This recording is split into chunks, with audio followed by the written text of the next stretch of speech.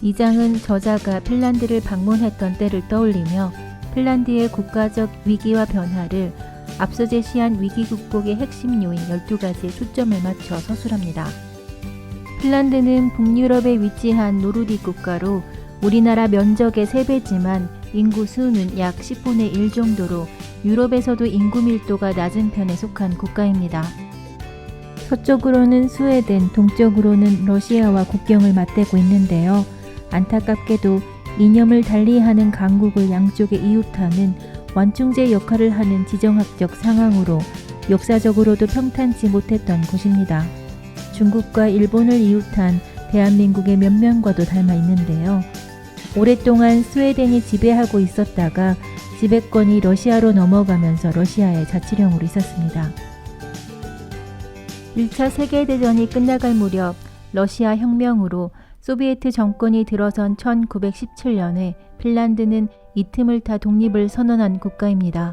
유럽에서도 가난하고 존재감 없던 나라였지만 큰 위기를 겪어내며 지금은 과학기술과 공업이 발달한 나라로 세계에서 손꼽히는 부국이 되었습니다.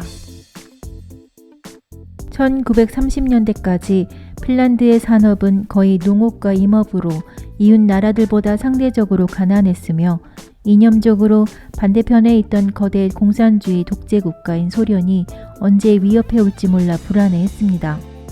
이는 현실이 되는데요.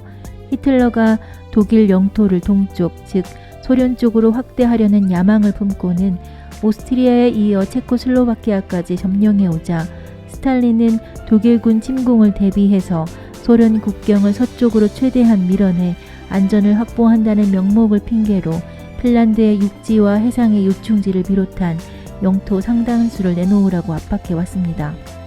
사실 이 즈음 독일과 소련 두 나라 간 은밀한 회의를 통해 불가침 조약을 맺으며 동유럽을 나눠 갖기로 했던 것이고 핀란드는 소련이 차지하려는 심산이었습니다. 그 속내를 알아차린 핀란드는 소련에 고분고분하지 않았습니다. 수세기 걸쳐 다른 나라들의 지배를 받고 있었지만 그들의 고유한 언어를 지켜낸 국민적 자부심과 국가 정체성을 가진 나라입니다. 일부를 내놓았다가 나라 전체가 다시 식민지로 전락할 게 뻔했기 때문에 소련의 요구를 거절합니다. 실제로 발트해의 작은 세 나라는 소련에 저항하는 것은 무모한 짓이라고 생각하며 소련의 요구를 받아들였다가 소련의 계획대로 결국 무력 합병돼 버리고 말았습니다. 1939년 소련은 핀란드를 공격해 일명 겨울전쟁이 시작됐습니다. 이는 다윗과 골리앗의 싸움이랄 수 있었는데요. 당시 소련의 병력은 핀란드 전체 인구의 3분의 1이었으며 수천 대의 탱크와 현대식 전투기를 무장하며 물량 작전에 나선 반면 핀란드는 총에 넣을 탄약마저도 부족했습니다. 게다가 역사와 문화를 공유하며 밀접한 관계에 있었던 다른 여러 유럽 나라와 미국의 도움을 받았지만 영국과 프랑스는 이미 독일과 전쟁 중이라 딴 곳에 신경 쓸 수 없었으며 미국은 지리적으로 멀었던 데다가 중립주의에 있었기 때문에 홀로 맞서야만 했습니다. 핀란드 병사들은 가족과 조국 독립을 위해 그들의 목숨을 기꺼이 던졌습니다. 그들은 또한 뛰어난 전술로 맞섰는데요. 전투 지역의 지형을 훤히 알고 있었고 겨울에 스키를 타고 다니는 데 익숙했기 때문에 일명 스키 부대라 일컫는 군인들이 활약했습니다. 그들은 눈을 연상하게 되는 하얀 군복 차림으로 밤이 되면 소련군 진영에 스키를 타고 빠르게 휘젓고 다니며 지휘관을 찾아 사살해 소련군들을 혼란에 빠뜨리기도 했고 소련군이 이동할 때는 행렬의 선도와 후미를 공격해 중간 행렬을 우왕좌왕 이동 불능으로 고립시키기도 했습니다. 병력이 턱없이 모자라 저격수를 활용했는데요. 한 저격수는 혼자서 500명 이상의 소련군을 사살하기도 했습니다. 이렇게 핀란드인이 나라를 지키려는 의지는 기적을 낳았고 소련은 단지 병력만 믿고 무턱대고 진격하는 방식으로 핀란드를 공격할 생각이었다가 약소국 핀란드군을 제대로 제압하지 못한 무능함만 세계에 드러내며 큰 충격을 받았습니다. 핀란드군의 활약에도 겨울전쟁에서의 승리는 일시적인 성공일 수밖에 없었는데요. 핀란드군이 단독으로 소련군과 맞서 시간 끌기를 할수록 병력이나 군 장비에서 월등히 우세한 소련에 무너질 수밖에 없는 상황이었죠. 핀란드군 1명을 사살하기 위해 소련군은 8명이 희생됐으며 영국과 프랑스가 개입할 위험도 커진다는 사실에 전쟁을 끌 수만은 없었습니다. 독일군에 대항하기 위해 다시 군 조직을 재정비하고 무장하기 위해서 소련은 핀란드 전역을 차지하려던 욕심을 버리고 1940년 평화협상을 통해 약간의 영토를 받는다는 조건으로 전쟁을 끝냅니다. 1941년 계속 전쟁이라 불리는 또 한 번의 전쟁을 겪게 되는데요. 독일의 히틀러는 겨울전쟁으로 소련군의 능력이 생각보다 부족하다고 오판해 소련을 공격하기로 합니다. 핀란드를 통과해야 했기 때문에 핀란드에 손을 내밀죠. 핀란드로서는 나치즘에 동의하지는 않더라도 독일과 소련 두 강대국 사이에서 어느 한쪽을 선택하지 않고 중립을 지키기는 불가능했습니다. 독일과 전략적으로 연대를 맺더라도 소련으로부터 빼앗긴 영토를 되찾는 편이 나았죠. 이를 핀란드의 만네르헤임 장군이 쓴 전기에서 나치 독일과 연대는 지독하고 고약한 선택 중 그나마 나은 것이었다고 표현했습니다. 계속 전쟁에서 국민의 6분의 1이 동원되어 싸웠습니다. 군인으로 참여하지 못한 국민은 남녀 불문하고 국가 방위에 필요한 분야에서 일했는데요. 소련이 역공에 나서자 다시 타협할 수밖에 없었습니다. 계속 전쟁 초반에 되찾았던 영토와 더불어 일부를 더 내주어야 했고 소련의 배상금까지 지급해야 했습니다.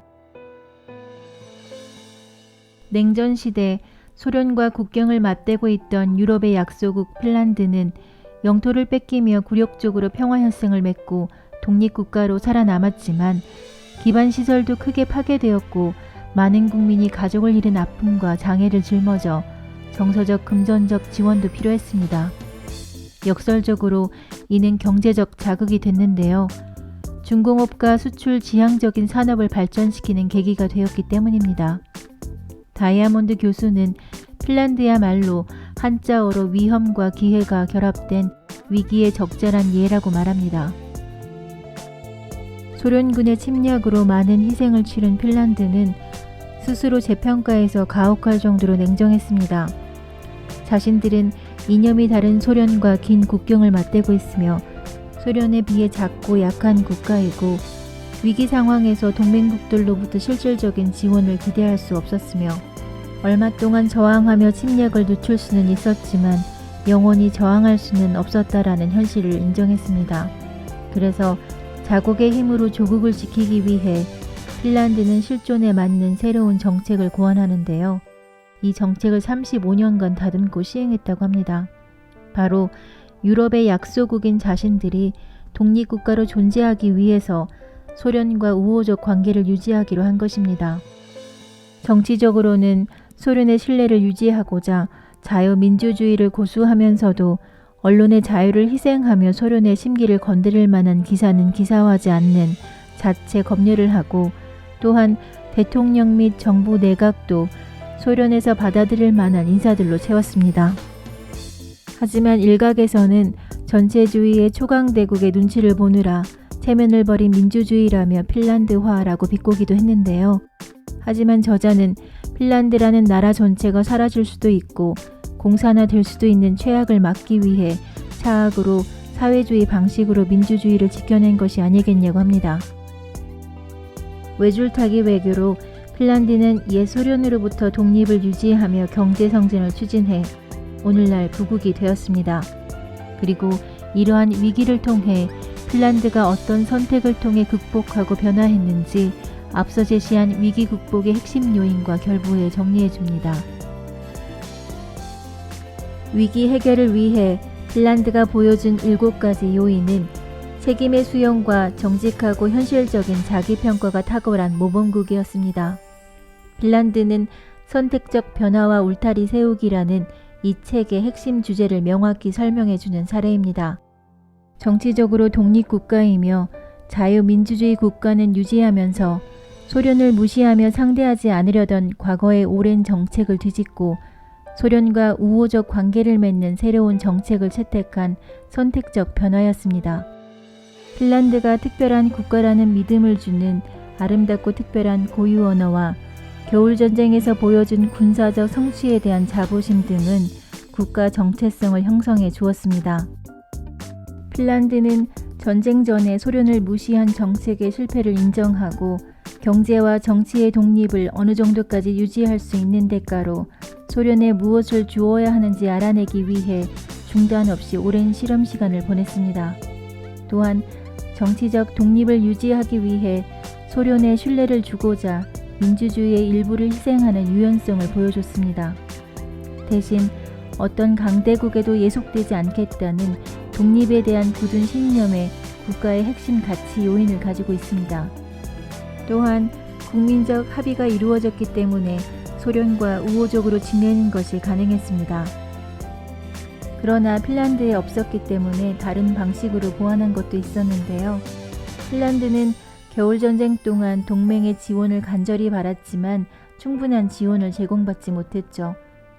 또한 소련 나치 독일의 요구에 저항하는 데 성공한 작은 나라의 사례도 구할 수 없었습니다. 핀란드는 강대국 소련과 국경을 맞대고 있어서 지정학적 제약으로 선택의 자유를 제한받았습니다. 이 외에도 국가 위기에 해당되는 리더십 역할로 핀란드의 만네르헤임 장군의 냉정하고 명철한 리더십은 핀란드가 독립국가로 존재하는 것이 소련에도 좋은 정책이란 믿음을 스탈린에게 심어주었습니다.